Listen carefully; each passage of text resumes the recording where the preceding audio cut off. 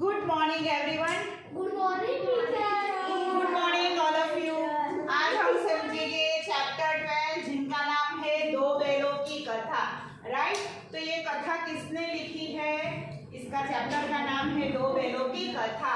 तो ये कथा किसने लिखी है? मुंशी प्रेमचंद जी ने लिखी है। तो ये कथा के राइटर हुए हमारे मुंशी प्रेमचंद। राइट, तो यहाँ पे आपको दिया गया है कि शिक्षण पूर्व गतिविधियाँ शिक्षिका शिक्षक के निवेदन में। तो यहाँ पे फर्स्ट लाइन में लिखा है कृष्ण सुदामा जी की दोस्ती। तो मैंने आपको कृष्ण सुदामा जी की दोस्ती के बारे में आपको कहानी बताई थी, और कृष्ण जी कौन थे, सुदामा जी कौन थे, वो वाली स्टोरी आपको पता है। राइट, आगे समझेंगे। तो यहाँ पे मित्रता के मनुष्य की होती है। अगर मित्रता दो मनुष्य में भी होती है और दो पशुओं में भी होती है। जैसे कि पशुओं में हम जानते हैं कि बैल होते हैं, गाय होती है, भैंस होती है, वो सब में भी मित्रता होती है। पशु चाहे बोल ना पाए लेकिन इनमें भी मित्रता होती ही है। तो मित्र के साथ चर्चा कीजिए, जो हमने कल चर्चा सबके साथ की थी। राइट, तो आगे समझिए। बैल एक पालतू जानवर है। जो बैल है यहाँ पे चित्र में आपको दिखाई देता है, वह कैसा है? तो वह एक पालतू जानवर है। बताओ उसका उपयोग। तो बैल हमें खेत के लिए काम आते हैं। जो खेत में हम बैल को जोड़ते हैं तो वो पूरा खेत को क्या करता है? जोतता है। तो जोतने के बाद पूरा खेत को क्या करता है? मिट्टी को क्या करता है? मिट्टी को क्या करता है? मिट्टी को ऊपर नीचे करने का काम वो हल को जोड़ के बैल चलता है और पीछे हल चलता है। वो खेत के लिए बैल जो है हमारे, वो खेती के लिए यानी खेत में बहुत उपयोगी है। तो आज समझेंगे चैप्टर हमारा जिनका फर्स्ट पैराग्राफ बराबर समझ लेना। जूरी काछी के दोनों बैल के नाम थे हीरा और मोती। यहाँ पे चित्र में जूरी काछी दिखाई दे रहा है। इसके दो बैल है जिनका नाम है हीरा और मोती। राइट, तो आगे की लाइन समझिए। दोनों देखने में सुंदर। ये दोनों जो बैल है वो दिखने में बहुत सुंदर है।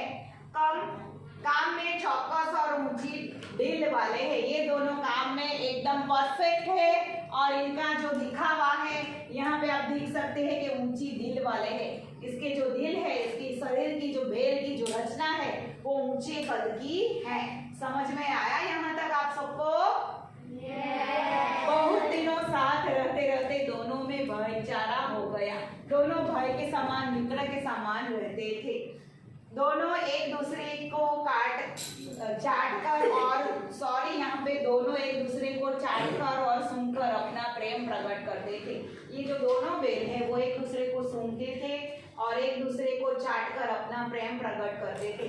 कभी कभी दोनों सींग भी मिला लिया करते थे। यहाँ चित्र में दिख रहा है कि दोनों की सींग एक दूसरे के साथ मिली हुई दिखती है। तो कभी कभी प्रेम प्रकट करते करते अपनी जो सींग थी वो भी मिला लिया करते थे। नाद में खली और भूसा पड़ जाने के बाद दोनों साथ उड़ते थे। यहाँ पे जो ये बॉक्स जैसा दिख रहा है इसको नाद बोलते हैं।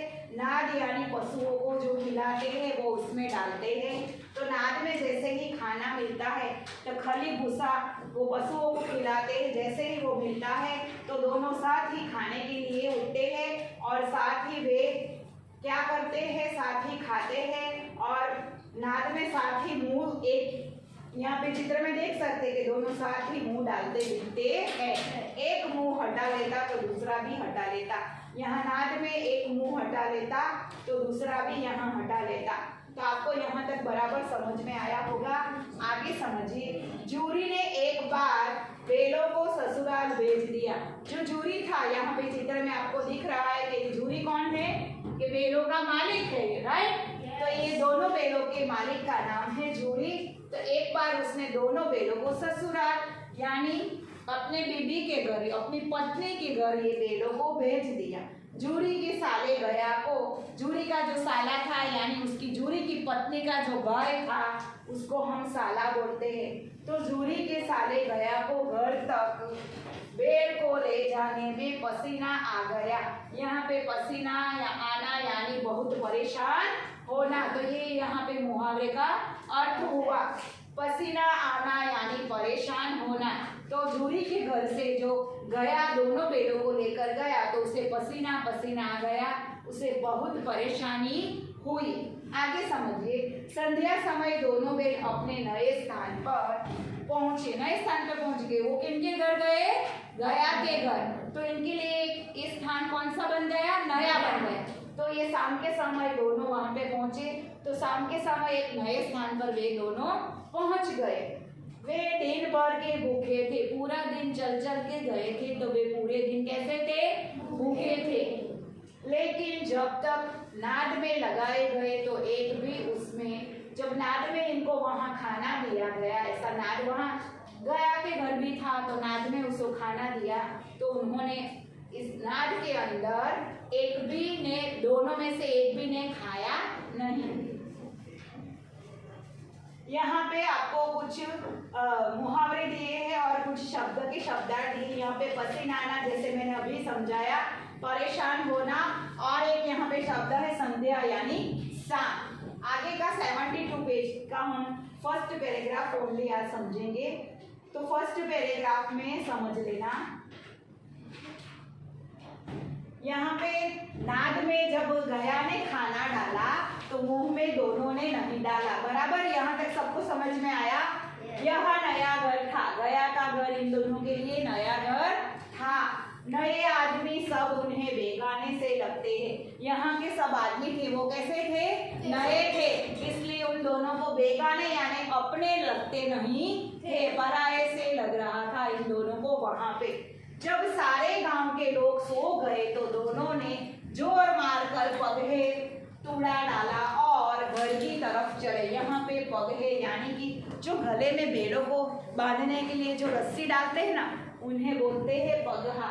तो पगहे को जोर से तोड़ दिया दोनों ने, और उसने क्या किया? घर की ओर चल पड़े, यानी कि घर की ओर चले। तो जो जूरी का घर था वो उसे मालूम था दोनों को, तो अपने वो जूरी के घर को अपना घर मानते थे, तो वे दोनों घर की तरफ चले। आगे समझिए। जूरी प्रातः काल को सोकर उठा था।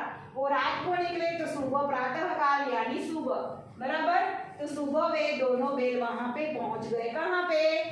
जूरी के घर, बराबर। उठे तो देखा कि दोनों बेल चरनी पे खड़े थे। चरनी यानी कि जो चारा डालने की जगह होती है, उनके खाना डालने की जो जगह होती है, वहां पहुंच गए थे। वह बेलों को देखकर स्नेह से गदगद हो गया। उसको देखकर वो एकदम आनंदित हो गया, जूरी गदगद हो गया और दौड़कर उन्हें गले लगा लिया। दोनों बेल कर दौड़कर ऐसे गले लगा लिया। दूसरे दिन जूरी का साला फिर आया और बेलों को ले चला।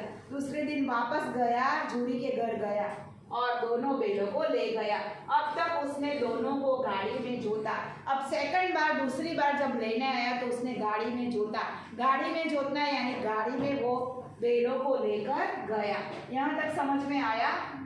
अब भी वे दोनों सेकंड टाइम बेलों को ले गया, तब भी संध्या का समय वो घर पे पहुंचे। तब भी शाम हो गई, वे दोनों घर पे पहुंचे। उसने दोनों को मोटी रस्सी से बांधा। पहले पतली वाली रस्सी से बांधा था, आज उसने मोटी रस्सी से बांध दिया और फिर वही सूखा भूसा दिया। और खाने में क्या दिया? सूखा सा भूसा दिया। भूसा यानी यहाँ पे बेलों के खाने का एक सामग्री आती है, एक पदार्थ आता है, वह उसको खाने के लिए दिया। अपने दोनों बेलों को खली और चूनी सब कुछ दी, और दोनों बेलों को खली भी दी और चूनी भी दिया।